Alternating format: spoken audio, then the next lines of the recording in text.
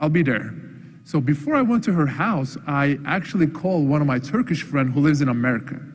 I was like, if you don't hear from me for the next 2 hours, call the police. Because I just didn't know what to expect. Anyway, so I went to her house. It was unbelievable. The food was amazing. Some of the dances that they do, it's like the same thing. Some of the music and every culture was so similar. Then I was going back to my place after the dinner. I started to think, I'm like, there are millions of kids in Middle East growing up anti-Semitic, anti-American, anti-Christian, just because of the politicians, you know? And I was like, we gotta do something about it. And then, you know, I've been here since 2009, you know, and I can proudly say that, I'm gonna tell you guys a little bit about the story of it too. I can proudly say that I'm finally became a citizen of this beautiful country 2 years ago. It was an unbelievable moment. Awesome. It was probably the most proudest moment in my life, but that's pretty much how everything started. Fantastic. And when you were in the NBA, you know, you weren't quiet. You know, you were very vocal about your opposition to the Turkish government and Erdogan. Tell us more specifically about your criticisms of Erdogan and of what's going on in Turkey for those who may not be familiar. You know, Turkey once was obviously the bridge of Islam and West. But when Erdogan came into power, obviously just because of all the human rights violations and political prisoners and how Erdogan is using his power, Erdogan's regime using his power to abuse Interpol system and stuff, that bridge is gone, you know? So I remember I started my third year in the league, I started to talk about the problems that are happening in Turkey, and because of the platform, every time I say something, it was becoming a conversation.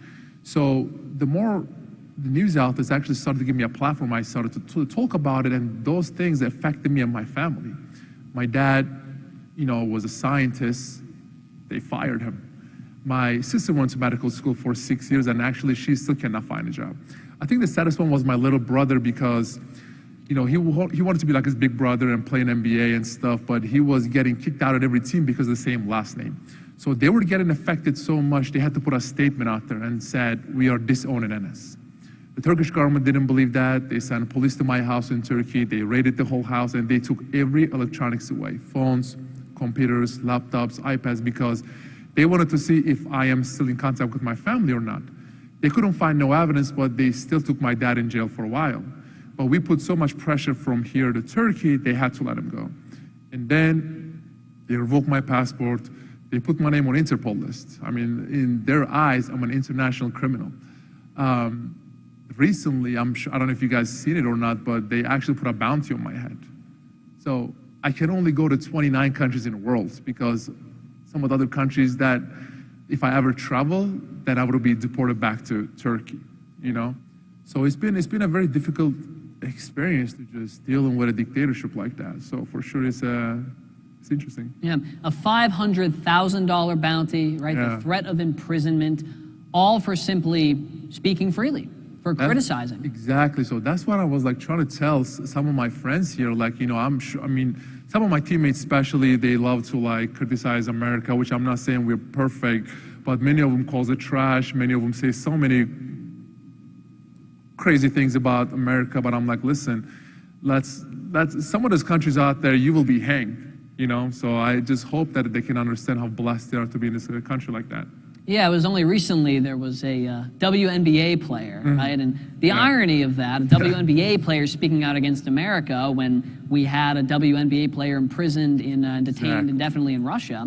But she called America trash. She made some comments, and I believe you offered her a first-class ticket to any totalitarian regime that she wants to visit. So that's very generous. Not only her, like some of my teammates, I remember I was in a locker room and having a conversation with some of my teammates, and they were like, oh my God, America is so bad, America is trash, and blah, blah. I was like, guys, listen, the season is about to be over. And when the season over, I will buy your ticket. It's a first class, don't worry. And we go to some of these countries out there like China, like Russia, like Iran, like North Korea, like Venezuela, like Cuba, like Turkey, right? And forget about calling them trash. Please, I would like to see you criticize them. You and your family member will be in jail and tortured to death. You know, so sometimes people don't understand because they don't travel enough. So sometimes they don't understand that, how good we have it in this country. Yeah, absolutely.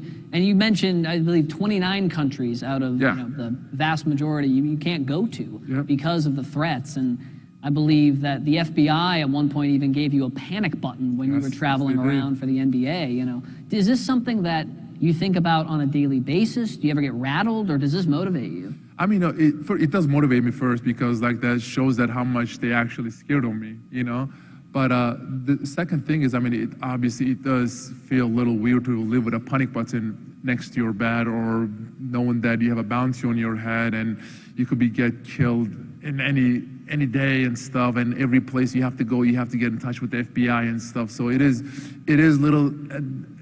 a different kind of style of life. But hey, it is what it is. I'm trying to get used to it. Yeah. If nothing else from this conversation with Mr. Freedom, take a moment to appreciate that right now we can all take out our phone, go on the internet, and say some equivalent of Joe Biden is senile, or Trump's a big fat liar, and we won't have a bounty over our head. Exactly. I mean, it's the little things. It's the freedom of speech that matters. So to shift gears a little bit, we've talked about Turkey and your opposition there, and the consequences that you faced from that government. The NBA supported you throughout all of that. They had your back, is my understanding. But then you started talking about a different authoritarian regime. It was about 2019 when there were protests in Hong Kong. And some would say, I'm not saying it, but some people would say the greatest player of all time, LeBron James, started saying, stop talking about Hong Kong. You don't know what you're talking about. And you went up there and you said, no, I think that we should stand up for freedom over there and call out the human rights abuses in China. What happened then? Yeah, so it all actually started with a basketball camp. So I'm in New York doing a basketball camp with kids. I remember after the basketball camp, all the kids lined up and taking a picture with me and one-on-one and stuff. I remember I took a picture with this kid, and his parent called me in front of everybody and said, how can you call yourself a human rights activist when your Muslim brothers and sisters are getting tortured and raped every day in concentration camp in China? I'm still smiling for the camera. I turned around to that parent. I was like, I promise I'm going to get back to you. So I went back to my hotel. I started to study about what's going on. And obviously on the internet, you can find all kind of news. You don't know which one you can trust or not. So I called my manager. I was like, I need you to find me a concentration camp survivor. So he found me one. It was a lady, and we sit down. We had a 1 hour conversation, and she was telling me about all the torture methods and all the forced sterilization and abortioning, but gang raping and stuff, And I was like, you got me. I'm gonna do whatever I can in my power to help you. What can I do for you? She said, nothing. I was like, what do you mean nothing? I was like, so we just had this 1 hour conversation for no reason? She said, no. She said, I live in America. I live a good life here. I can do whatever I want. I can say whatever I want. I have a freedom. Help those 2-3 million Uyghurs who are in concentration camp getting tortured and raped every day. So at that moment, I was like, you know what?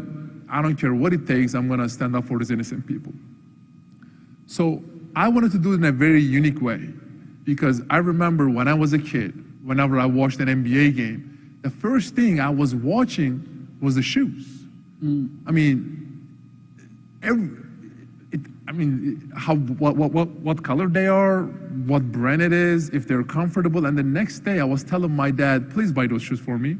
I mean, everybody here loves shoes, right? You cannot show me one person here that doesn't love shoes.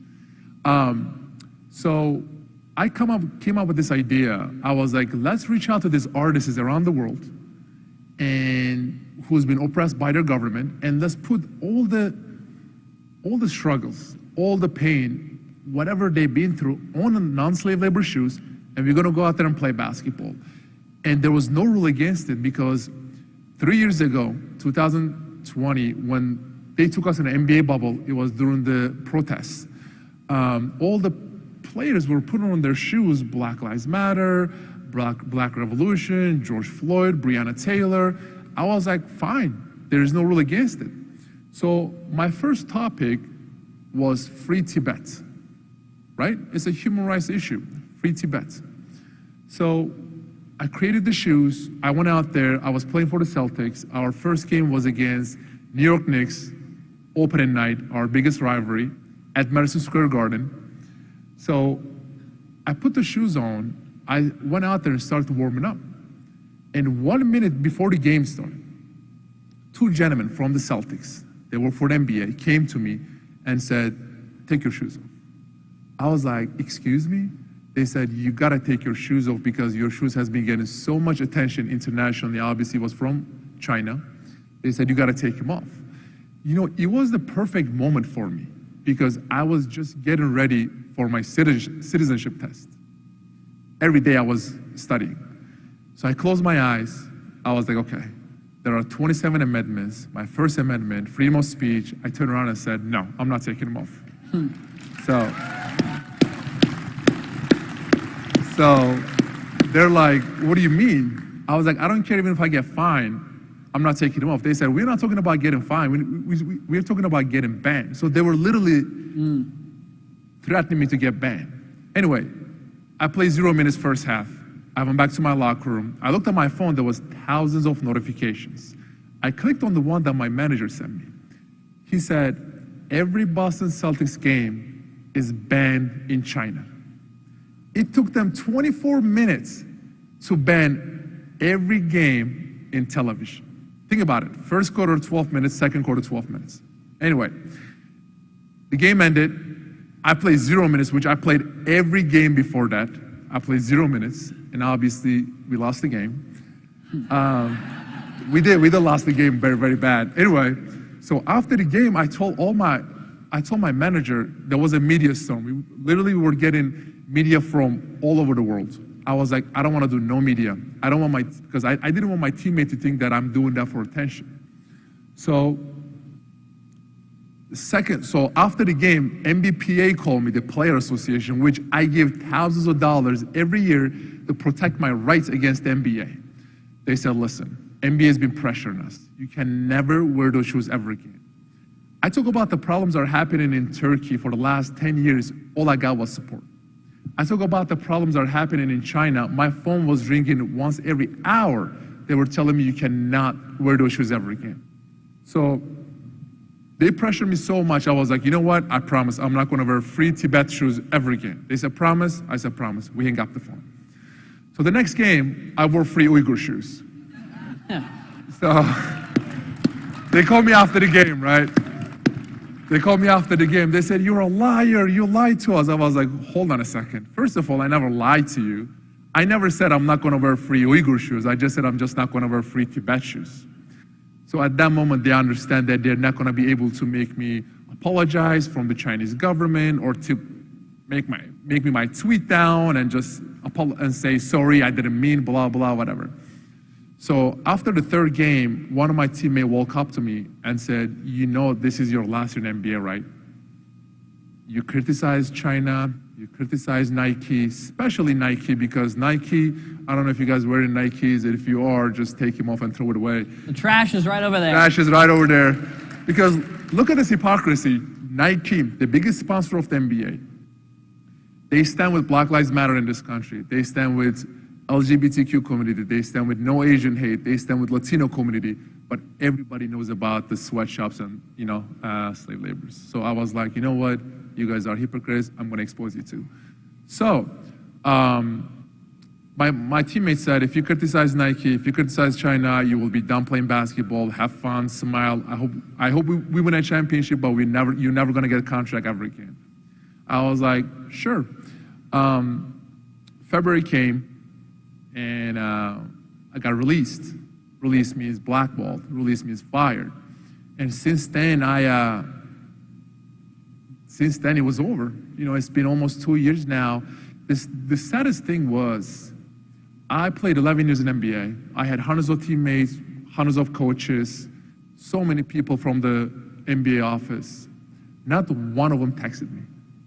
Not one of them called me and said, hey man, good luck with whatever you're coming to your way next. Good luck with this, because they did not want me to mention their name. Because if I ever do in an interview, all their contract, all their endorsement deals, jersey sales will be canceled. When I did the whole China thing was a perfect moment because I did it right before the Beijing Olympics. People call it the genocide games. I forget about the NBA. I try to reach out to everybody. NFL, MLB, MLS, NHL, WWE. I even tried to reach out to Olympians. I was like, do not become part of the propaganda. They all said the same thing. They said, listen, man, I think what you're doing is so amazing, so inspirational. Keep doing what you're doing. We love you, we support you, but we just cannot do it out loud.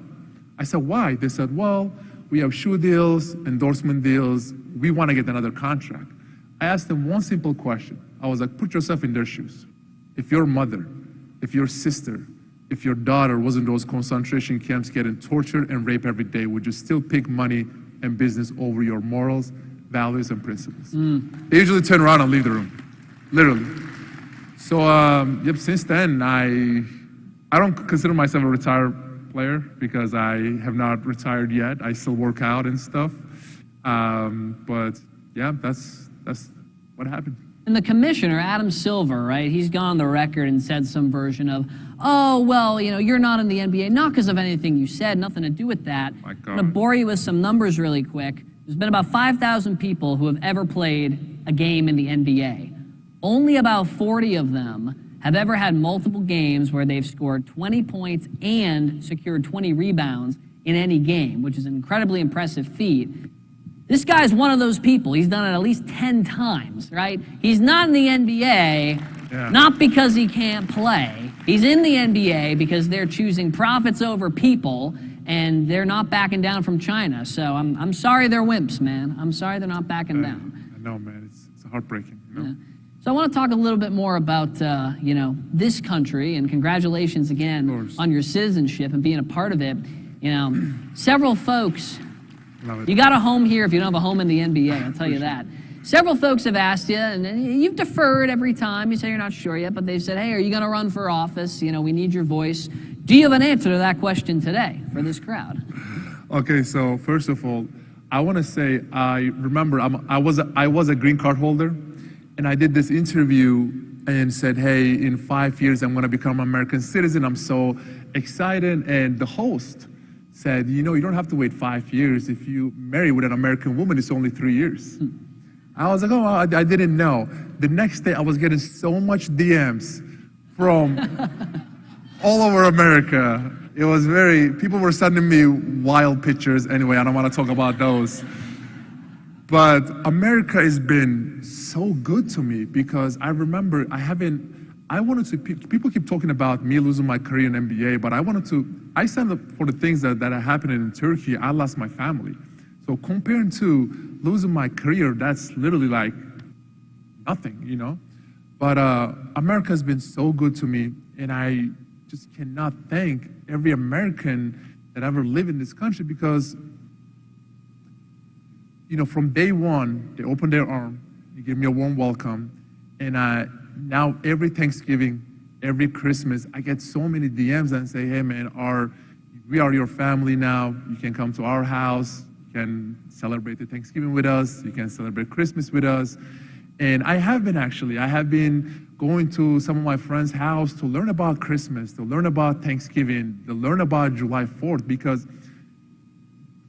Independence Day, to me, I remember my first year, my first few years in America, all I thought it was just amazing barbecue and just fireworks, Then you learn about what that day really means to every Americans out there. So every time now I go to the Hill to talk about all the human rights violations and stuff, people are from both parties actually say, hey man, what are you doing? Stop wasting your time. Just bring your voice to the Congress, to the Senate, and just go out there and just to talk about what's more important. So yes, when the time is right, I am thinking about running.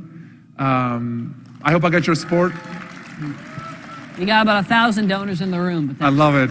No, I love it. No, because we need strong voices who actually loves America and tell people that, not taking your freedom for granted and how blessed and lucky to be in a country like this. So awesome. We're running out of time. I could ask you a million more questions. Okay. I'll ask you two at once. All right. First is, what advice would you have to young people? The second is, would you do anything that you've done in terms of your activism differently? Do you have any regrets in standing up for what you believe in? I think my one advice to young people out there is people need to understand, we need to leave our differences on the table and try to find what we have in common. Because we only have one America and we only have one world. So we need to, we need to make this world better together.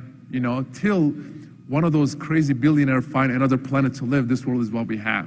So we need to make this country, we need to make this world better together. And that's the amazing thing about America. You can be Jewish, you can be Muslim, you can be Christian, you can be Mormon, you can be whoever you are. You can be white, black, Democrat, Republican, whoever you are, you can peacefully live in this country.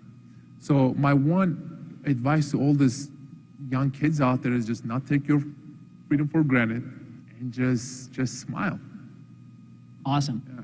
And in terms of your activism, I mean, thinking back, you any sacrificed regrets? so much. Good question. Any regrets? I mean, I had a conversation with my manager, and I was like, well, he said, you could have played another like 6 years in the league, and that's like with endorsement deals and contracts, that's close to like $50 to $60 million. And you lost your career now. You lost your family now. Like, what are you doing? I was like, you know what? Someone had to do it. Forget about the NBA. Literally, like, you look at Hollywood, you look at big tech, you look at academias, you look at farmland, some of the Congress and local Congresses. I started to ask that question to myself. We keep talking about our freedom in this country, but literally, many of it is pretty much run by the biggest dictatorship in the world, China. I'm asking this question to you guys. How can the biggest dictatorship in the world can control a 100% American-made company like NBA, like Hollywood, and fire a U.S. citizen? That's just very interesting. That's just very bizarre. So we should not take our freedom for granted, and we have to stand strong for it.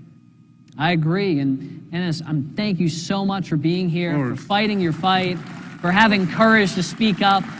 This guy's going to be speaking all day tomorrow in breakout sessions, so you haven't seen the end of him. I want to say I appreciate you all, man. Definitely means a lot. Every time I see a crowd like this, every time I see freedom lovers or like you guys, it gives me so much hope and motivation to fight. So I really appreciate that, guys. Thank you. Thank you for being here. Final round of applause for Enes. Good? Man. There you go, man. Good. Yeah. I think we go this way.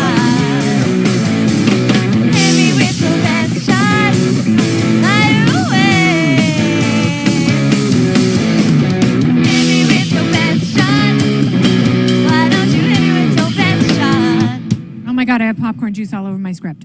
See, wasn't that incredible? You got to see Enes Freedom. The man who loves freedom so much, he changed his name to Freedom. He and Themea were a great duo. So let's hear it again for them, because that was amazing. Those are the kind of discussions that we need to have.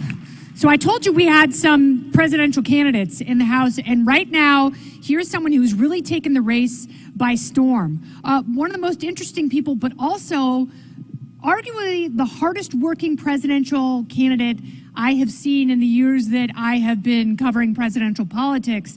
And I was on the 96 Hours to Victory tour with Bob Dole in 1996. And that man did not sleep. And when I say 96 hours, it was 4 days straight, stop after stop after stop. And he was tireless. But Vivek has one of the most amazing presidential strategies of any candidate in the race. Because, and I don't know if you saw the viral video of the woman who was screaming at him at an event he was holding, but they were trying to kick her out. Security was trying to kick her out of the building. And he was like, no, stop. I want to hear what she has to say. And he said, if we're going to talk about free speech and if we're going to honor free speech, I don't have to agree with you. I may not agree with you on much, but I want to hear your story. And the woman was in tears. And she talked to him. And that's what he's doing. He's talking to people, and even people who've never been interested in politics. And I told him this on Fox not long ago, that my uncle, who has never donated to a political campaign ever in his 75 years on this planet, said that he is strongly considering making a donation to Vivek's presidential campaign because He listens. He's so smart. He started Strive Asset Management in the great state of Ohio. He is a best-selling author, Woke Inc. and Nation of Victims, two of his books, which he's a great writer. That'll give you a foundation for his message. But who the hell am I to talk about it? Let's welcome him to the stage, Vivek Ramaswamy. Taking care of business every day. Taking care of business and working every day. Come on. It's good to be here at FreedomFest, guys. Love being here with my freedom-loving Americans. This is great. Well, I know many of you, but many of you are seeing me for the first time, so I'll tell you a word about myself. First thing people ask me is, how the heck do I pronounce your name? It's Vivek. It rhymes with cake. I found that most people like cake, so we've gone with that one. I'll tell you, my parents came to this country a little over 40 years ago with almost no money. I've gone on to found multi-billion-dollar companies, from Roivant, the biotech company that I built that developed life-saving medicines, to Strive, which competes against BlackRock today. And I did it while marrying my wife, who's a surgeon. We brought 2 sons into this world. We follow our faith. That's the American dream. And I'm running for president because I am worried that that American dream will not exist for the next generation of Americans unless we step up and do something to preserve it. We're in the middle today of a national identity crisis. Faith, patriotism, hard work, family. These things have disappeared, only to be replaced by new secular religions in America. Wokeism, gender ideology, climatism, COVIDism, depression, anxiety, drug usage, suicide. These are symptoms of a deeper void of purpose and meaning in our country. And I'll tell you this as a member of my generation.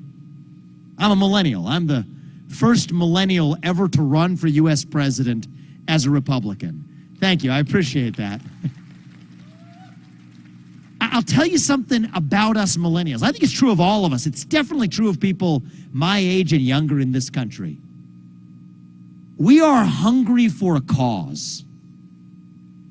We are hungry for purpose and meaning and identity at a time in our national history when the things that used to fill that void, belief in country, hard work, family, these things have disappeared.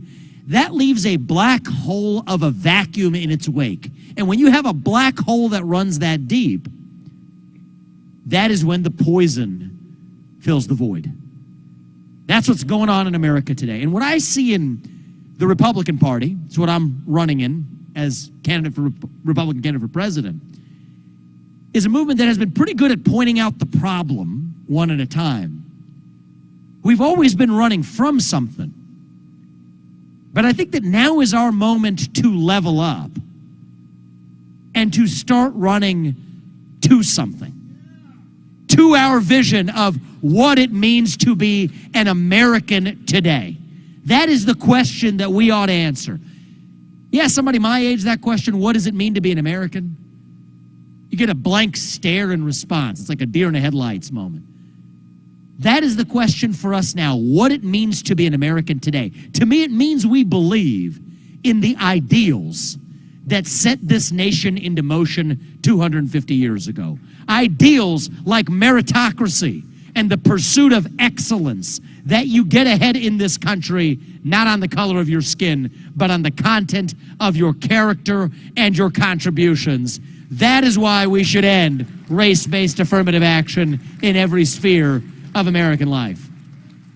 It means we believe, yes, in the rule of law, that if you're like my parents, you do get to come to this country legally through the front door. They followed the rules. They paid their taxes. They did their part. But it also means that your first act of entering this country cannot break the law, because that is what it means to be a nation founded on the rule of law. Means we believe in free speech and open debate, that we don't have a government in this country that uses technology companies to do through the back door what government could not silence through the front door under the Constitution. We believe in free speech. That is what makes us American. It means we believe the people who we elect to run the government, Democrat, Republican, I don't care. The people who we elect to run the government ought to be the ones who at least actually run the government. Not this managerial bureaucracy that actually runs the show today. That's why I've said, if you put me in that White House as your president and I cannot collect a paycheck from you all, the taxpayers, for more than 8 years, which I think is a good thing, then neither should any of those federal bureaucrats either. 8-year term limits for the bureaucracy instead of those civil service protections. That's how we drive change. And if there's a government agency that should not exist, I will not make the false promise of telling you that I'll reform that agency. That is a lie. That administrative state, it cannot be reformed. But when an agency should not exist, from the U.S. Department of Education to the FBI, to the IRS, to the ATF, I will not just pledge to reform that agency.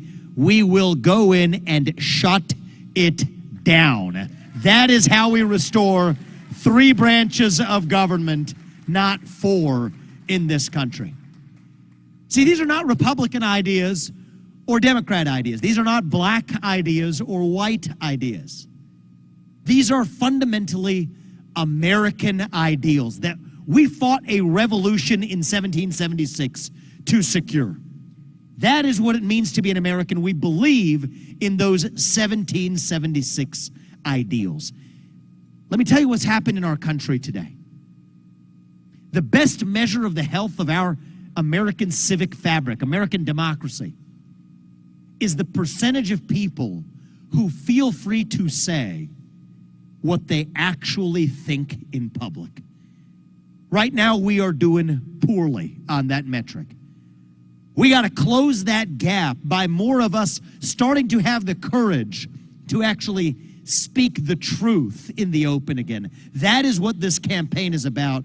We're about speaking the truth without apology. That is what we do as Americans.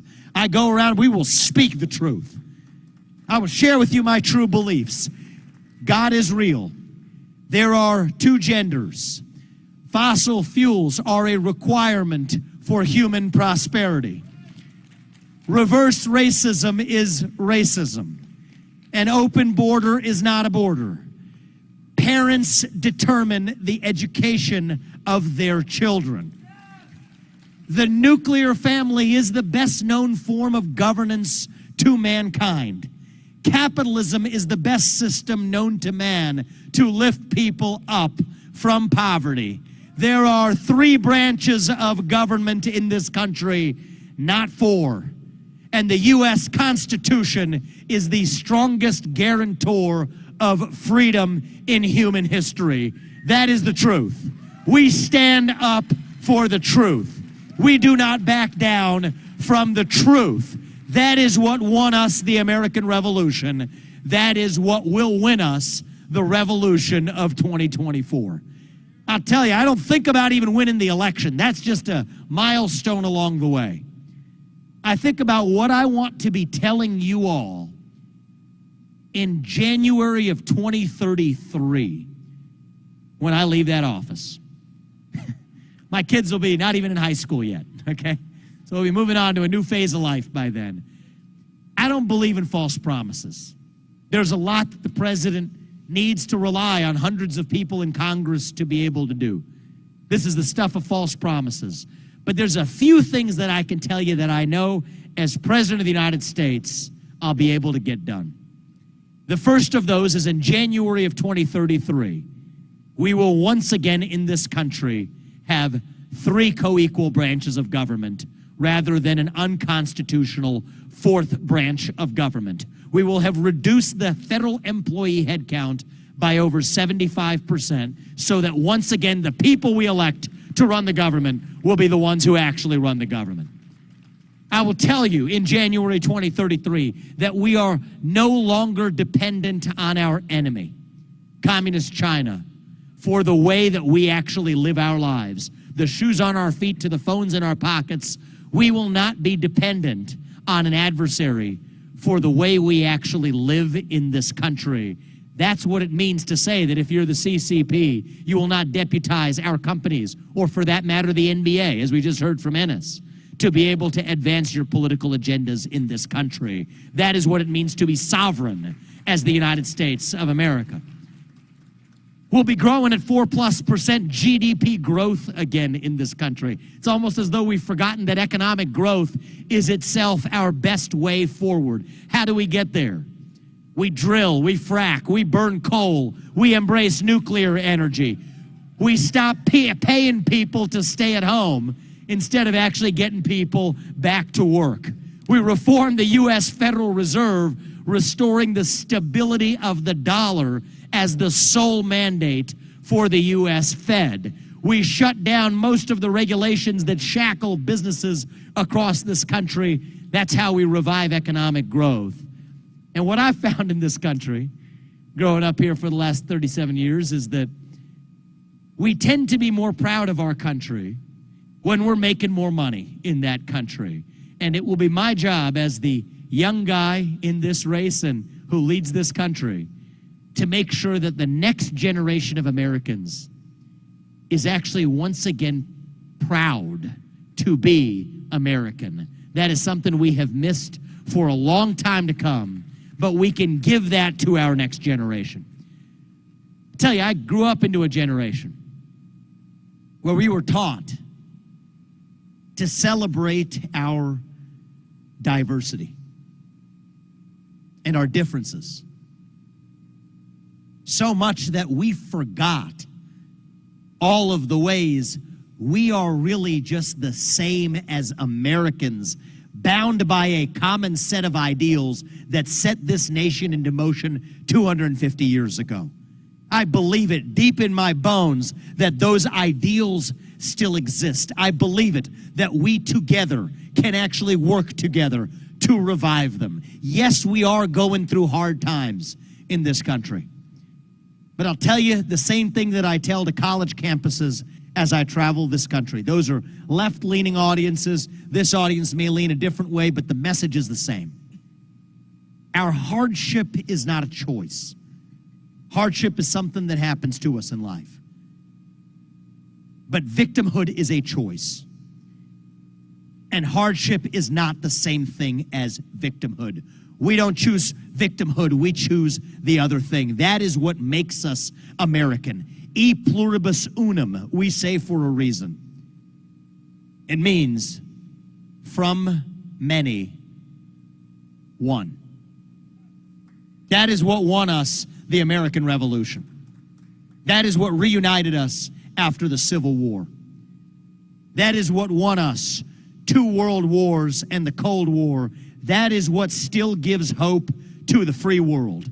And if we can revive that dream over group identity and victimhood and grievance, then nobody in the world, not a nation, not a corporation, not a virus is going to defeat us.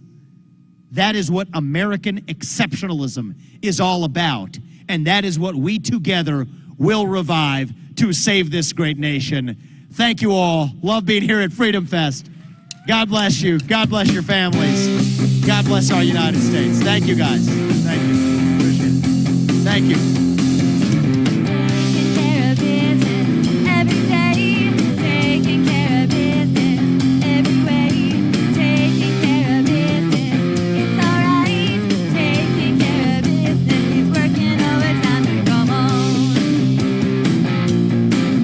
Come on.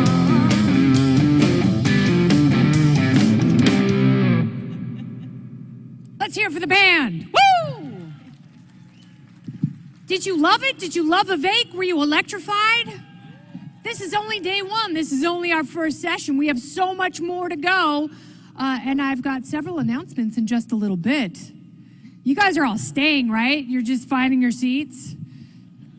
That's awesome. I'm so happy to see you. You guys just got here and you're eager.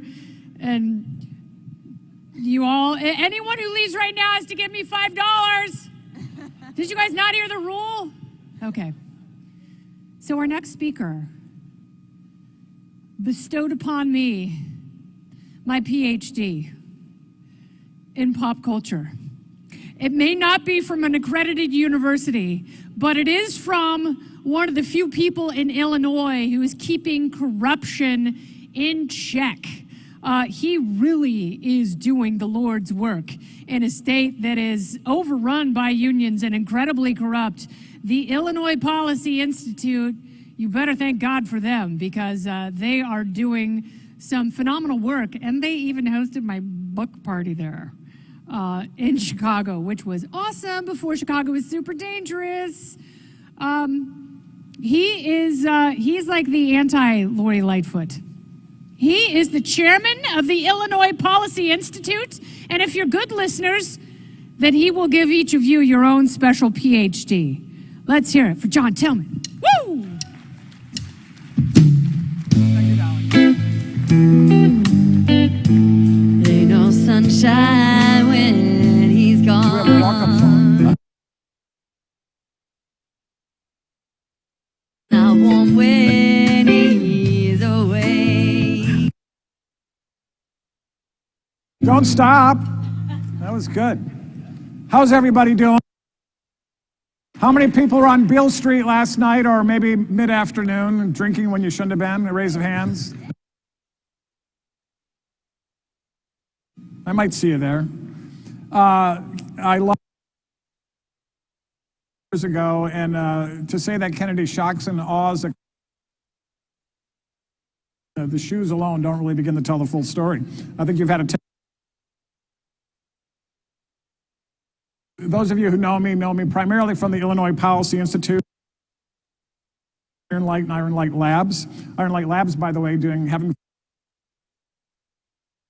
Fest this year in Memphis. I personally love Memphis.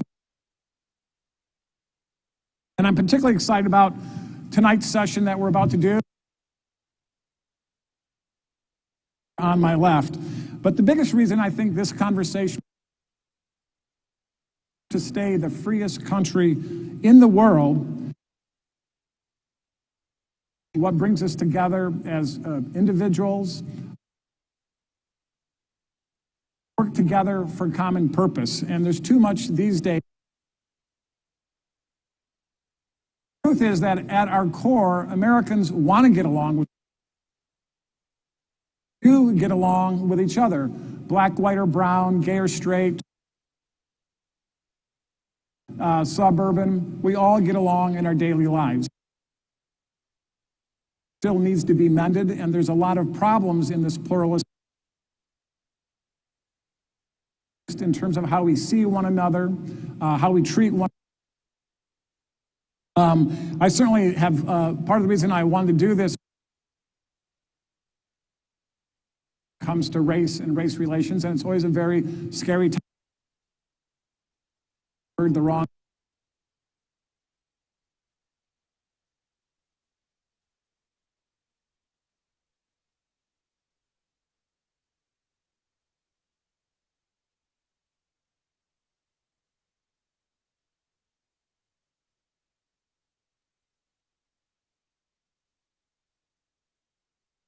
A few years later, though, I became a college student at Wayne State University in Midtown Detroit, Michigan. I lived just off campus where I was demographically the minority. So I got to have a whole new experience. I rode a bus from the Cass Avenue corridor out to Southfield, Michigan for a job every day while going to school, and I was the only white guy on that bus. I had a lot of interesting conversations, and I learned a lot. It was exhilarating and thrilling and illuminating about how life really is, and what brings people together and what keeps them apart. And the office I worked in was a call center out in Southfield, and about 40% of the people in that call center were African American, about 60% were white. What brought them all together in that call center was that they were mostly working class people struggling during the Great Recession in 1982 and 83 in Detroit. A year or so later, I took over a branch office in Washington, D.C. Again, the ratio was about the same, 40% black, 60% white. The difference, though, was that everybody in the Washington office had a bachelor's degree or higher. Most people, in fact, had graduate degrees. A professional class of people, all again working in a call center. In Detroit, to try to make ends meet. In Washington, to try to pay for a very expensive city as they work their way up the corporate or government ladder. So I had all these amazing experiences, and then I went to Chicago and took over an office there with 80 employees, 60 white, 20 black. And I thought this was very strange because the office was located right on the border of Chicago. But I came to find out that racism did exist because my predecessor purposely avoided hiring people from the west side and south side of Chicago because he was a bigot. He did not believe that African Americans from the city could sell to white America all across the country. Because of these experiences I had, I knew that was a lie and untrue. And within 2 years, we had 300 people working in that office. About 250 of them were African American and about 50 of them were white. It was an unbelievable thrill ride. And in terms of the company, they were a little confused. They couldn't figure out what was going on in our Chicago office and how we were growing so quickly. And what I did and what our team did was just treat people with courtesy and respect that everybody wants opportunity. But I did learn that not everybody in the home office of that company liked it. It made them a little nervous. They were uncomfortable. So all these experiences taught me that racism does exist then and still does today, and differences exist. But the way to bridge those differences is through conversations. And that's why I am really thrilled to be sitting here with Daryl Davis. He's made it his life's work to break down barriers that do keep people separated. And usually people often who you would imagine never would want to ever talk to each other. Daryl is a race relations expert. He's received acclaim for his book. I love the name, Clandestine Relationships. That's Clan, K-L-A-N, as you will hear shortly. He also made a documentary film called Accidental Courtesy. My favorite part about Daryl's bio, though, is this, because I think anybody that has this sentence in their bio is super cool, and Daryl is. He's an international recording artist, actor, and leader of the Daryl Davis Band. I dream of having a band with my name in it, Daryl. And he's done film and television work as well. Many of you may have seen Daryl in the famous HBO show, The Wire. Daryl, I'm thrilled you're here. What's going to happen is Daryl's going to roam the stage and talk for about 20 minutes. When he's done with that, he's going to come and sit down, and we're going to pretend we have a little fire pit here and some marshmallows, and we're going to have a further chat to finish it off. Daryl, the stage is yours. Thank you, John. Thank you all for being here. So, I want to tell you a little bit about myself real quick before I get into this. I'm a professional musician. I've played in all 50 states. I have been to 62 countries around the world on 6 continents. What does that mean? Other than the fact that I have a lot of frequent flyer miles and hotel points. It means, folks, that I have been exposed to a wide variety of skin colors, ethnicities, religions, cultures, belief systems, etc. And all of that has shaped who I have become. And I can tell you something. The greatest weapon known to man to mitigate or even eradicate contention is the least expensive weapon that we have. And yet it's free. And yet it remains the most underused tool. It's called conversation. When two enemies are talking, they're not fighting, they're talking. It's when the conversation ceases that the ground becomes fertile for violence. So you want to keep the conversation going. Now, what did I learn from all this travel?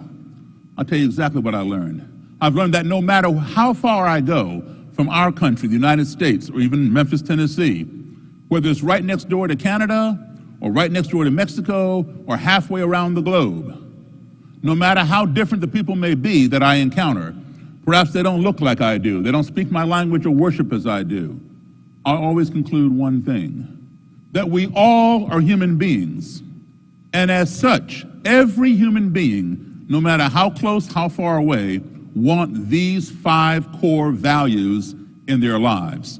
Everyone wants to be loved. Everyone wants to be respected. We all want to be heard. We want to be treated fairly and truthfully.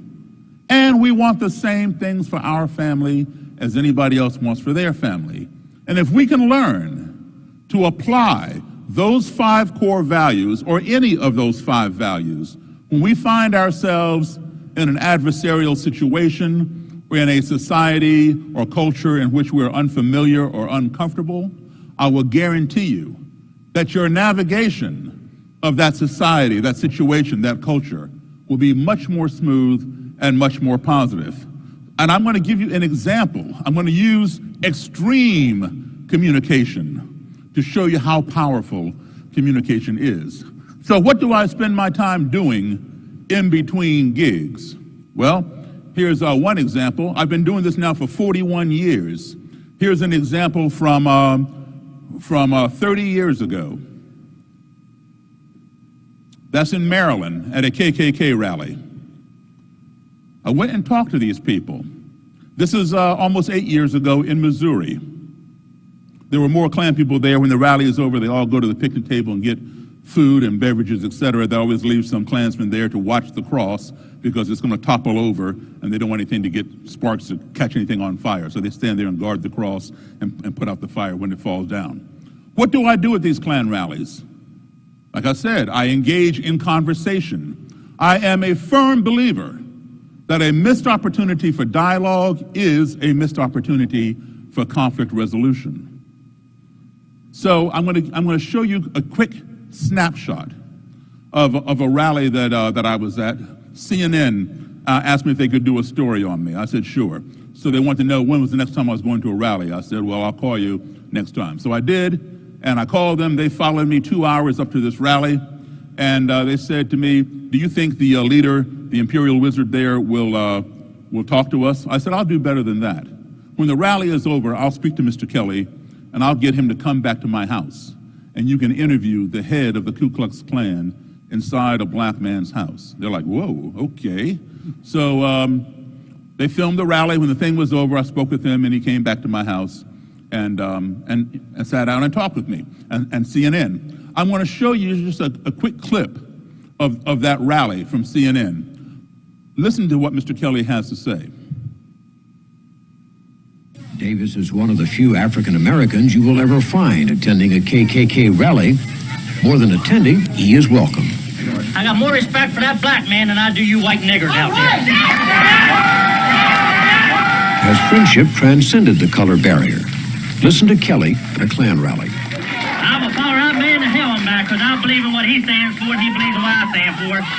A lot of times we don't agree with everything, but at least he respects me to sit down and listen to me. And I'll respect him to sit down and listen to him. The strange relationship of a KKK wizard and his black buddy.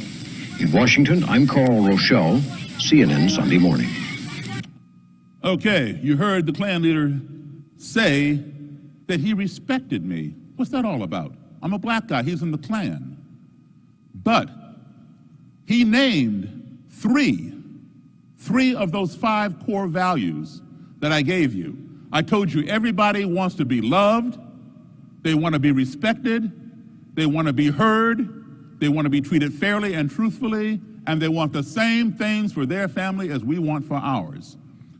I would see him many times. I would invite him down to my house to interview him, talk with him, get to know him, and I always applied those values. He said, we may not agree on everything, but at least he respects me to sit down and listen to me, and I respect him to sit down and listen to him. Those were his words. If you don't take anything else home with you tonight, take those words home and apply them when you find yourself in a adversarial situation. In fact, let's take race off the table for a second. Like I said, I'm going to use extreme examples, right? How much more extreme can you get than a black man and a Klansman, all right? So, let's take race off the table. There are a lot of hot topics out here. Abortion, nuclear weapons, global warming, the last presidential election, the upcoming presidential election, the war between Russia and Ukraine, or the war in the Middle East. These are all hot topic buttons, right? You're on one side, somebody else is on the other side. Apply those values, and that way you can have a civil conversation and learn about why that person believes the way they do, and they can learn about why you believe the way you do, and one of y'all just might change your mind.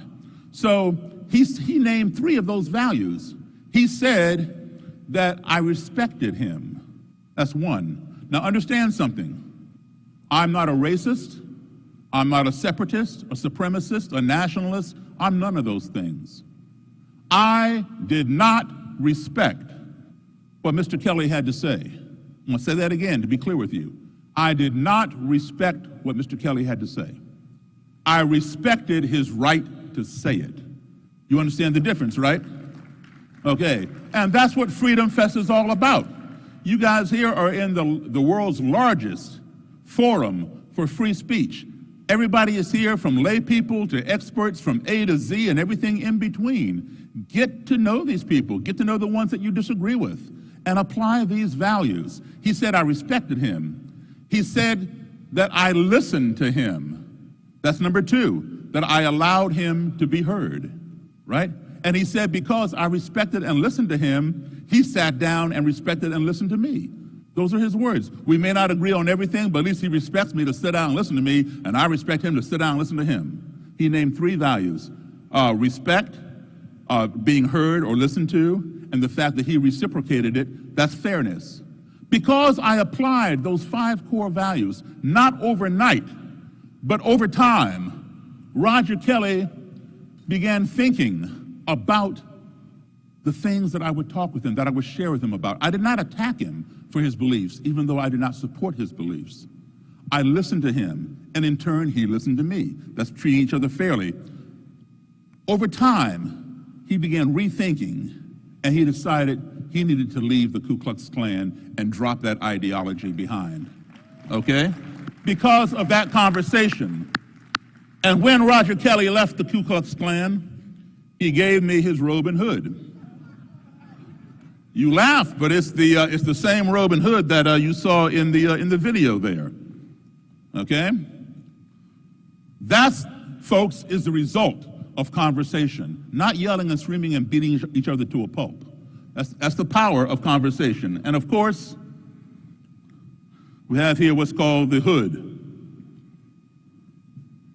This is the hood, this is the mask. Members who want anonymity, you know, they look at you don't know who they are, they peep at you through these eyelets. The mask is attached to the hood via 3 snaps and or Velcro. If they don't care that they're identified, they simply detach the mask and the face is exposed under the hood. And you saw both types in that videotape. As I said, I have been doing this now for 41 years. I've got tons of robes and hoods by active members who have left the Klan because of our conversations. Some of them come out with me and stand on stage renouncing their organization and trying to de-radicalize people who are still involved or prevent young people from going down the wrong path. So that's the power of conversation. Now, I deal with all types. Klan, neo-Nazi, you name it, I've got it. I've got tons of these flags and other things like this. So now I just gave you a snapshot of what I do. Now let me just walk you through it, step by step real quick if I may. Let me just back this up a second. There, what's going on here? This is 6 years ago in Charlottesville, Virginia. Y'all remember what happened there? The big white supremacist rally. I know all those guys who put it on. Some of them have even been in my home, and I've been in some of their homes. Nasty bunch of people. This is that day, August 12th, 2017, one of the many scenes. Somebody threw an aerosol can at this black gentleman. These guys, he picked up the aerosol can, lit a match, and sprayed it, and now he has an improvised flamethrower. These guys coming down the steps are Klansmen. You don't know that because you don't see them in their robes and hoods. I know that because I know every one of those guys. The guy in the front with the white t-shirt and the camouflage pants is the Grand Dragon for Virginia, meaning state leader for Virginia, all right? And they're trying to beat him with their Confederate battle flagpoles. He's trying to set them on fire. The Imperial Wizard, which means national leader, you don't see him in this shot. He's already come down about 12 or so paces ahead of them. So he's over here, out of the shot, walking this way. And he came down the steps. That's from a Confederate statue park. They're trying to preserve the Robert E. Lee statue or something. So the Imperial Wizard is over here. He came down while the guy was making the flamethrower. He turns around and he sees exactly what you all are looking at. He sees this guy trying to set his people on fire and so forth and so on. He pulls out a gun, a handgun, and points it at the head of this black man and shouts, "Hey, nigger." And then he lowers the gun and fires it, and the bullet goes into the gravel right here. Law enforcement had to dig it out. And then the Imperial Wizard turns and continues walking in the direction in which he was headed, right past the Charlottesville police, who are standing there like this with their green neon vests on, watching the whole thing go down. And not one of them moved. And for that reason and many other reasons that day, the mayor of Charlottesville fired the Charlottesville police chief, and rightfully so. So now Charlottesville has a new police chief. So the Imperial Wizard, I'm going to set it up for you. He's wearing a black bandana, a blue jean vest, and black jeans. So you're going to see him come down the steps. You'll see a puff of mist in the air. He ducks under it and comes this way. So let's take a look.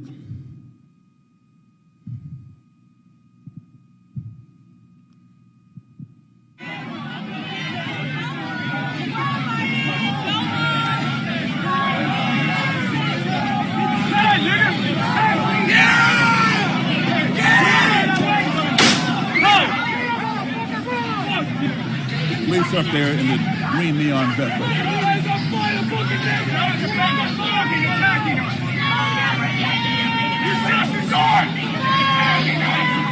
How's a gunshot?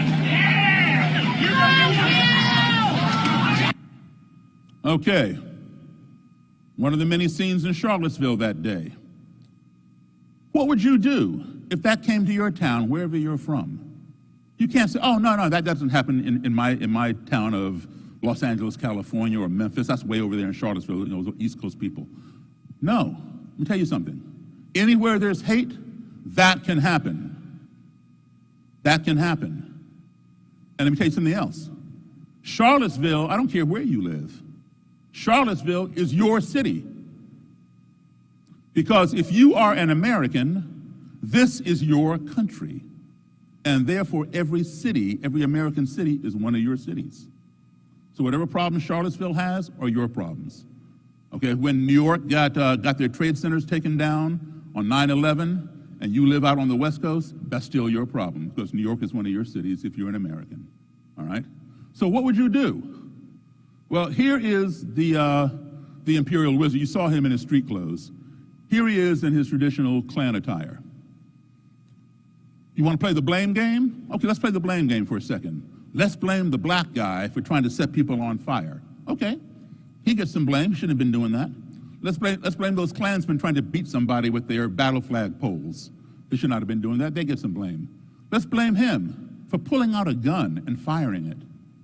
Let's blame the Charlottesville police for not doing their job for what we pay them to do, to serve and protect. They were serving and protecting nobody that day. So yes, they definitely get some blame. But maybe we should blame ourselves for allowing our country to come to this point in the 21st century. This does not belong in any century, let alone the 21st. But you know, sitting around blaming people does nothing. I blame her, she blames me, we blame him. It goes around and nothing gets done. Our country, our society, can only become one of two things. One, it can become that which we sit back and watch it become, or two, it can become that which we stand up and make it become. Only you can answer this question. Do you want to sit back and see what your country becomes, or do you want to stand up and make it become what you want to see? I know my answer. I chose the latter. I want to stand up and make it become what I want to see. So what did I do? I called that guy up. I said, "Hey man, you and I need to get together and talk. Not Klansman to black man, but man to man." I said, "Your Confederate history is just as much a part of my history as my black history is a part of yours. It's all American history. You and I need to get together and explore American history together." I talked to him for about 20 minutes on the phone. He finally agreed, gave me his address. I drove an hour and a half, unarmed, by myself, to his house. I sat in his living room, KKK stuff all over the walls, portraits of Nathan Bedford Forrest, the first Grand Wizard of the KKK, and all kinds of Confederate battle flags. I sat on his couch that was covered with a Confederate battle flag blanket, right? And I listened to him and his Klan's lady fiance give me a 2-hour lecture on American history from a Confederate perspective, of course. Now, some things he got right, some things he got wrong. I didn't interrupt him. Why? Because people want to be heard. I just sat back there and listened, right? But when he was done, now it's my turn. The first thing I did was I corrected him on the things that he got wrong. I know my history. But I also commended him on the things that he got right. But rather than sit there and give them a 2-hour lecture on American history from the other perspective, I had a better idea. A new museum had just opened up in Washington, D.C., called the Smithsonian National Museum of African American History and Culture. It had just opened up. It was free, but very hard to get into because the lines were all over the place. You had to have tickets, but they were free tickets. So I had a connection there. I said, listen, rather than me sit here and go through 2 hours, I have a better idea. Let's set a date. I'll get some tickets. You guys come down to my house. I'll drive you into Washington, D.C., and we will go explore that museum together. They said, okay. Why? Because I showed him that respect of sitting there and listening to him, and now he's going to be fair and show me the same back. So I got the tickets. We set the date. He and his fiance came down to my house. We hung out in my living room, put them in my car, drove them down to D.C. to this museum. Here we are, the Klan's lady, her fiance, this guy here, and myself walking into the world's largest Black History Museum. Notice what he has on his head. So what did we do in this museum? We looked at displays and exhibitions on slavery, on segregation, on integration. We watched video clips of blacks in the arts, blacks in music and sports and education and medicine and science, all kinds of things, right? Now you notice he is holding his fiance's hand. He's holding her. And he loves music. His favorite artist of all time is somebody who lived right here, Elvis Presley. I love Elvis Presley. I saw Elvis about 14 times. I met Elvis and I went to Elvis's funeral. I love Elvis. But Elvis did not invent rock and roll. He certainly popularized it more than anybody else. But the man who invented rock and roll was my boss. I worked for him for 32 years. The late, great Charles Edward Anderson Berry, better known to most of you as Chuck Berry. So he likes Chuck Berry music.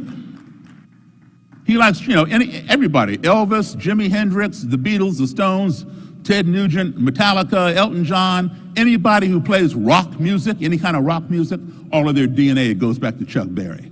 All right? So he likes Chuck Berry music, and Chuck had donated one of his Cadillacs to the museum. I saw it at Chuck's house, but now it's sitting in the museum, and he wants to see the Cadillac. So we go over to another part of the museum. But before we go to another part of the museum, you notice he's holding her. Here's a picture of me working with Chuck. He's playing Johnny B. Good, getting ready to go into his famous duck walk and play that guitar solo. For those of you who are too young to know who Chuck Berry is, I'm sure you all remember the movie Back to the Future. That's the real deal right there. Okay, so we go over to the other side of the museum and we look at Chuck's car. There's his Cadillac. Now who's holding his fiance? Do you all see how fast I work? That's what I'm talking about. Okay, so we're in this museum for about 2.5 hours. That is not even, you can't even crack the tip of the iceberg of the vast information in that museum in 2.5 hours. Even in 2.5 months, you still will not see it all. But I figured 2.5 hours for one day is enough. Let's go. So we go outside. I give this Klan's lady my cell phone camera. I go stand by the marquee for the museum, and I say, hey, come over here and pose for a picture with me. This is what he did. Totally unscripted, totally unplanned, spontaneous. That does not happen, folks, without conversation. That does not happen with cancel culture. You don't have to agree with somebody, but don't cancel them out, all right? Now, that's not the end of the story. It goes a lot deeper than that. Okay, this is 2 months shy of a year when he pulled out that gun and Charlottesville said, hey, nigger, boom. all right? That was August of 2017. This is June of 2018. So now, within a few weeks of this picture, our trip to the museum, he's going to marry that Klans lady fiance. Well, guess what? I've been working with them for about a year. Guess who gets invited to the Klan wedding? Right? I got invited to the Klan wedding. I said, yes, I'll go. But then it went even deeper than that, because the young lady is from Chattanooga, Tennessee, and her father was too ill to go up and do his duty of escorting his daughter down the aisle and giving her away. Rather than ask one of their trusted Klansmen on the steps trying to bang somebody in the head with the Confederate battle flag pole, they asked me if I would escort her, if I would step in and do that. Conversation, folks. I said, yeah. But I said, now listen, I need to call CNN because this has never happened before. I need this documented. They trust me. They said, okay, but please tell CNN not to film the faces of my Klan members because, they could lose their jobs, etc. I said, I understand. He says, they can film his face, her face, my face, the preacher's face. I said, okay. So I called CNN. I said, listen, you all want to do this? They said, yeah. So they came out, and they had interviewed him a long time ago. And he had said to them, I'm going to be buried in my Klan robe and blah, blah, blah. So they ran that quote of him under this wedding clip. He got married in his backyard. So here is the clip.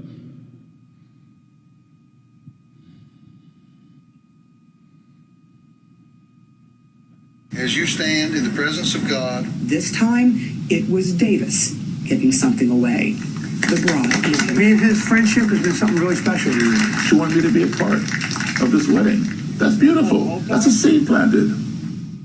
So there you have the Klansman imperial wizard groom, the Klans lady bride, and the surrogate father. Folks, like I said, he's come a long ways at this point. He still had a little ways to go.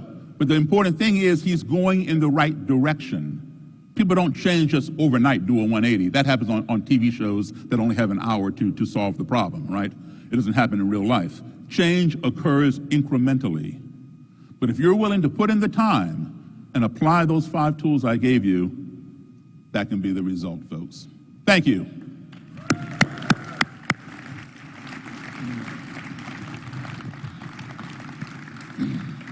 Well, now you know why Daryl's a legend, not just in terms of music, but in terms of changing people's lives. Those are just incredible stories. Tell us a little bit about where the genesis of all this came from. This is an unbelievably unique path and passion. Where was the seed planted? Well, I'm 65 years of age, and my parents were in the U.S. Foreign Service. So I grew up as an American embassy brat, traveling all over the world, starting at the age of 3. My first exposure to school was overseas. You get assigned to a country for 2 years, you come back home here to the States, you're here for a few months, maybe a year, and you get assigned to another country abroad. So my first exposure to school was over there. Classmates from Nigeria, Czechoslovakia, Yugoslavia, France, Germany, Italy, Australia, Japan. Anybody who had an embassy where we were assigned, all of their kids went to the same school, right? So I was in this multicultural environment. And because that was my first exposure to school, that became my baseline for what school should be. But every time I come home, after my parents' assignment, I would either be in all black schools or black and white schools, meaning the still segregated or the newly integrated. And there was not the amount of diversity in the classroom back here that I had overseas. So literally, I was living about 10 years ahead of my time in the future because that multicultural scenario had yet to come to this country. It's here now, okay, but it wasn't back then in the early 1960s. So one time we came back, it was 1968. I was age 10. I was in fourth grade. I was the only, there were 2 black kids in the whole school. Me in 4th grade, a little black girl in 2nd grade. The only time I ever saw her was during recess or lunchtime. So consequently, all of my friends at that school were white. And some of my guy friends were members of the Cub Scouts. They invited me to join, so I joined the Cub Scouts. we had a parade, and I was the only black participant in this parade. The streets were blocked off. There was a Girl Scouts, Cub Scouts, Brownies, 4-H Club, and Boy Scouts, and whatever other organizations. Streets were blocked off. We're all marching, having fun. Everybody on the sidewalks were white, waving and cheering and, wishing us all kinds of well, until we got to a certain point in this route when suddenly, pow, I'm getting hit with bottles and soda pop cans and small debris from the street by a small group of spectators off to my right on the sidewalk. And I look to see who's throwing things, and I see this small group of people mixed in with the larger crowd. I remember it being a couple of kids, maybe a year or two older than me. I didn't know them, and a couple of adults who I assume were their parents. I don't know. But anyway, my first thought was, oh, those people over there don't like the Scouts. That's how naive I was. And it wasn't until my den mother, my cub master, my troop leader all came running over and covered me with their own bodies and quickly escorted me out of the danger. And I kept saying, why? I didn't do anything. Why are they doing this? And all they would do is kind of shush me and rush me along, tell me to keep moving. So I kept moving. They never answered my question as to why this was happening to me. So I had no clue. And when I got home, my mom and dad, who were not at the parade, were cleaning me up, putting mercurochrome and Band-Aids on me and asking me, how did you fall down and get all scraped up? I told them I didn't fall down. I told them exactly what happened. And for the first time in my life, my mother and father sat me down and explained to me what racism was. Now, believe it or not, at the age of 10, I had never heard the word racism. I had no clue what they were talking about because that word and that behavior was not in my sphere. I was around people from all over the world, and they didn't treat me like that. What my parents were saying had to be wrong. And to further enforce my theory was the fact that the people who did this to me did not look any different than my fellow Scouts or my fellow Americans overseas, whether they were my little Danish or Swedish or French friends. So it had nothing to do with the color of my skin. And you see, I didn't have big brothers and sisters to learn from their experiences passed down to me. I'm an only child. My folks got it right the first time. So, I always believed my parents. But on this day, I thought my parents were lying to me. Well, I quickly found out that they weren't lying. This phenomenon called racism did exist. So I formed a question in my mind, which was, at that age, how can you hate me when you don't even know me? And for the next 55 years, I've been looking for the answer to that question, and that's what has led me on this quest. It's an amazing quest, and especially because just watching that and having lived the life I've lived, that kind of hate that is so visceral that you saw when the guy pulled the gun and fired the bullet, it's just hard to understand where that comes from, what the genesis of it is on their side. And for you to have the open heart to be able to go and talk to people that are just so filled with that hate, it awes me. But why do you think where do you think that's coming from? What do you think is the root of that we could actually do something about to help eliminate it? Well, they're a white supremacist, a Klansman, a neo-Nazi, or whatever, any kind of person. They're not stamped out of a standard cookie cutter. They come from all different walks of life. There are different reasons why they would join these kinds of organizations. My grandfather was in the Klan. My daddy was in the Klan, so I'm in the Klan. My kids are going to be in the Klan. So family tradition passed down. Other times they joined because they moved to a town that was kind of a Klan stronghold. So if you wanted to do business in that town and get along, you had to assimilate. You joined the local Chamber of Commerce, the country club, and the local KKK.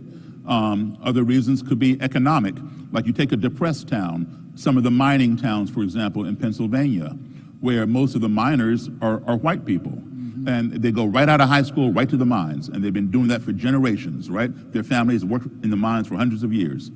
But now the mining company that owns the mines and hires the workers, now these miners are not racist at all. They make good money, they pay their bills, they're happy, right? But then the company gets greedy and says, you know what? We can lay off, our miners and hire some of those immigrants that just came in and just pay them that much money and save money. So they lay off these people, and now these people who know how to do nothing else but mine, they're out of a job. They can't work anything else, and the bank is knocking on the door for the mortgage or the loan or whatever, and they don't have any money. The Klan will come into a town like that and say, you know, the blacks have the NAACP and the Jews have the ADL, and nobody stands up for the white man but the Klan. You know, your job's not gone, but you're gone. Some such and such has your job. Come join us, we'll get your job back. And these people who are never racist, they think, you know, they're at wit's end. They don't know what to do. Well, you know, my job is still there. Why aren't I there? Well, okay, give me an application, sign me up. So it happens that way as well.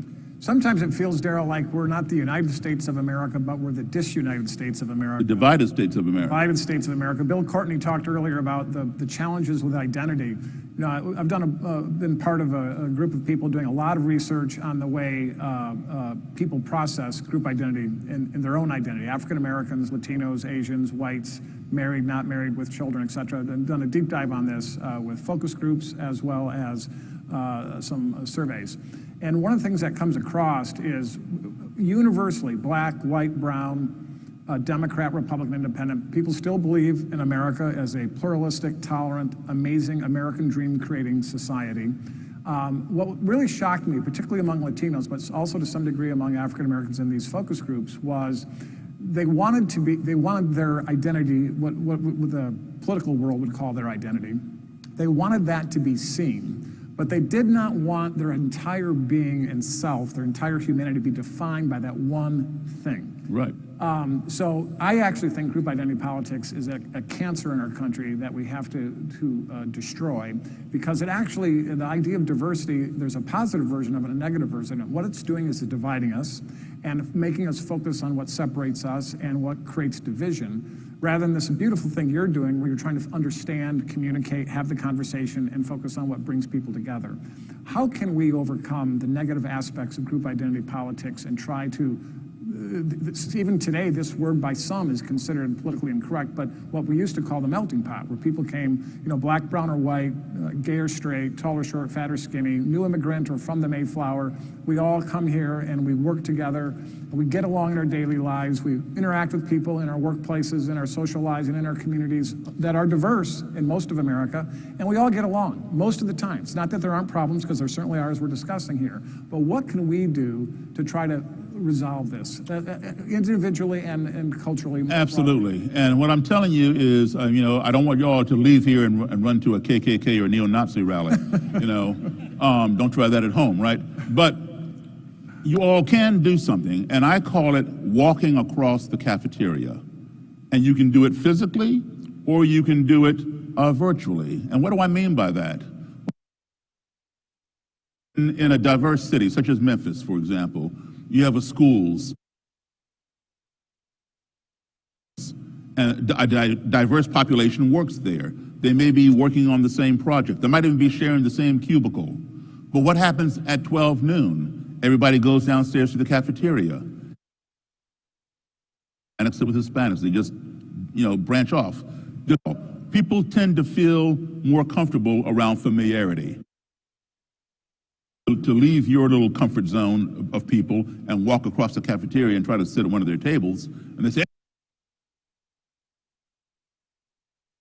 table, then yes, there's a problem and it needs to be addressed. But I would say, just take it upon yourself to walk across the cafeteria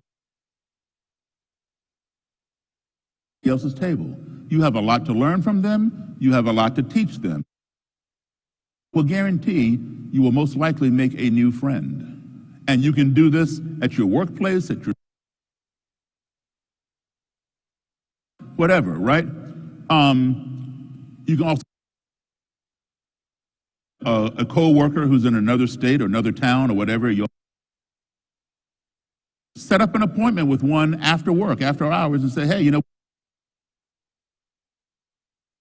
you don't know a whole lot about you, but you know, let's you and I get together and chat your family and tell you about mine. Folks, this happens a great deal as an American. Don't get me wrong, but this bothers me. We call ourselves, I have a little trouble with that. I would say this nation on the face of this earth technologically. After all, we, Americans, to put a man on the moon, right?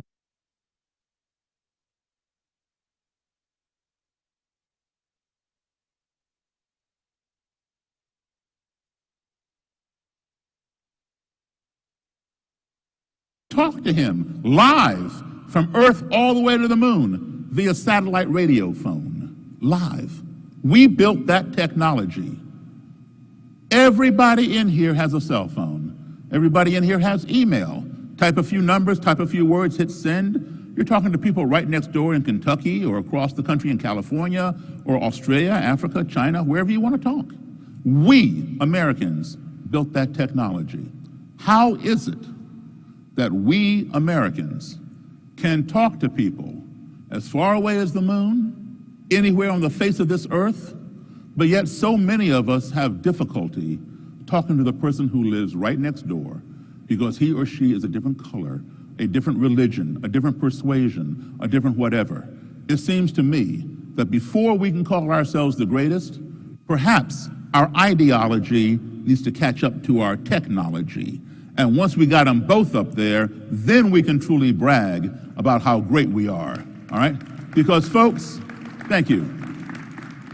We are living in the 21st century. Like I said, that does not belong in any century, let alone the 21st. We are living in space age times, so let's stop thinking with Stone Age minds. How about that? So I'll close with coming back to your 5 core values that people share. When I mentioned that I started out in a small lily white town and all of the news I got about African Americans was from the news. And of course, this would have been around the time of the Detroit riots, the LA riots, and all the rest. That was the lens I had. And when I went to school in Wayne State and then eventually worked in those call centers and lived it, what I discovered was exactly what you said. Everybody wants the same things. People want to be in love. They want to have a family. They want to build a life. They want to grow in their community. So I think building those bridges through conversations is some of the greatest advice any of us could ever get. And I encourage all of us, the next time you're traveling and you're at a hotel bar or an airport bar, go sit next to the person that's different than you and strike up that conversation and do what Daryl says, because he's lived a life that is incredible that we all should be inspired and motivated by. Daryl, thank you so much for being here. Thank you so much. And I think we have a couple more people coming on after me. When you all get done, check out Elvis. When you all get done, come down to the other side of the building on this floor and check out the band. I'm going to sit there and show you what rock and roll is all about. I was just about to say that. You got to watch them later and see the music roll. Thank you.